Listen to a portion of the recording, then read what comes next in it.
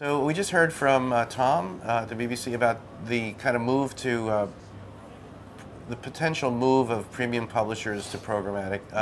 Where is that happening in the UK and maybe more broadly in EMEA and in your new remit in the US? What are what's driving your brands to participate in this sort of video programmatic world? Europe I think they have seen the private marketplaces and the premium publishers being involved as they seem to have got involved in this much earlier and much quicker, and the market is really developing for premium publishers. I think in the US what I'm seeing is a programmatic being kind of just seen as a DR vehicle. It's very performance led, and so I think there's a bit of disconnect at the moment between premium publishers in the US and the demand side, and I don't think we're seeing yet the demand side bringing the requisite demand, and therefore the publishers aren't necessarily jumping in because they're kind of like, it's chicken and egg scenario at the moment. So they're running at slightly different paces at the moment. But if I take Europe as where I see it going, then the premium publishers will absolutely be part of this ecosystem to a great extent in the sort of coming months, years.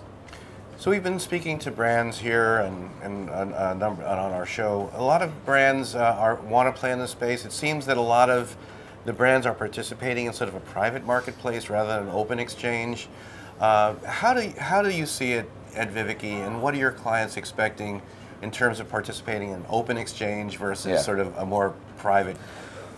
Well, I mean, normally when we're talking with advertisers about their strategy in programmatic, it's always a menu of options. So there is always an element of the private marketplaces with open exchange inventory as well. The key is that when it comes to the open exchange, that you're being very selective about what you're buying on the open exchanges, because if you start getting into the long tail, if you start getting into blind inventory, then you're going to let yourself down sooner rather than later. So what's the balance, and how's that going to shake out, and how do you deal Well, with again, clients? every market's going at a different pace. In the UK, for instance, we have something like 300 private marketplaces that are designed around individual advertisers. So it's not a generic, you don't do them at an agency level. If you're working with Telefonica, you want to build a set of private marketplaces around the telecom sector. So depending on the advertiser, depending on the country, everyone is running at slightly different paces. But I would say we are putting a good 30–40+% of every buy is now in the UK is now going via private marketplaces, and then complemented with open exchange inventory. So Marco, we've been speaking about the notion of television, linear television, becoming more programmatic or more real time, and that's clearly a ways away. What about television data becoming a decisioning engine for video on demand consumption? What are you guys doing? Where does that stand? So we're looking, there are lots of different ways there is obviously the natural extension of video on demand and the broadcasters sort of expanding into video. I think, as Steve said earlier, where he talked about the consumer not differentiating between what screen they're on and so on is absolutely right. So we're going to see a world where we're probably going to stop talking about TV and video, and we're just going to talk about screen time in some shape or form. But in the meantime, and while the sort of addressable element of TV develops, and it is developing, and there's lots of different work going on, people are looking at ways to combine what's happening with the second screen, if you like, and in my household, second and third screen while I'm watching television, to what's happening on the TV. So we're working with a number of companies where we're taking in data from the TV stream, so something that informs us that an ad has been shown. Through an audio? Through the...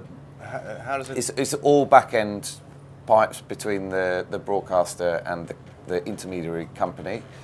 They get the data that says a Samsung ad's just been shown. In real time, that goes into our platform. And then we're able to, just around that, you might be talking about 5 minutes, 10 minutes, you are increasing your bidding and being very aggressive about making sure that particular ads are being shown. So we're just connecting in a kind of loose way, because what you're really saying is we're going to try and sort of blanket make sure that advertiser is very visible on the whatever platform someone might be looking at. But it's just a way of trying to join up the dots a little bit. And you know, we've got I think 3 different tests going: UK, France, Germany, with different companies. So you know, we'll get those learnings back and see what we can make of them.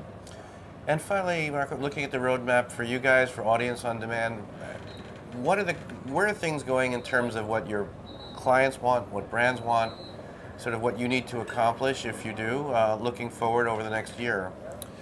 Well, I mean, this space will be, we're going to continue to build on this programmatic premium idea, and we're going to see a shift of the budgets that would historically have been booked via IO. We're going to see them move into programmatic and how that works.